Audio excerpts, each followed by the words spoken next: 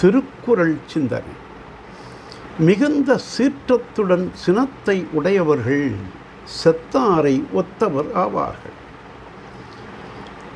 சினத்தை, கோபத்தை அடியோடு விட்டொழித்தவர்கள் இறப்பு நீங்கிய நித்திய முத்தர்களான தவ முனிவர்களுக்கு நிகராவார்கள். முன்கோபம், சிறு கோபம், காரிய கோபம் என்று பல நிலைகளில் சினம் எழுகின்றது. மனைவி மக்களை திருத்தி நல்வழிப்படுத்தவும், பணியாளர்களை பணியில் செவ்வைப்படுத்தவும் தோன்றுகின்ற கோபங்கள் செயல் துணைகளே அல்லாமல் கொடிய கோபங்கள், சினங்கள் ஆகா.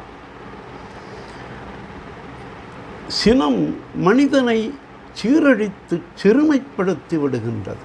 ஆனால் பொறுமையோ பெருமைப்படுத்தி பேரின்பம் அருள்கின்றது.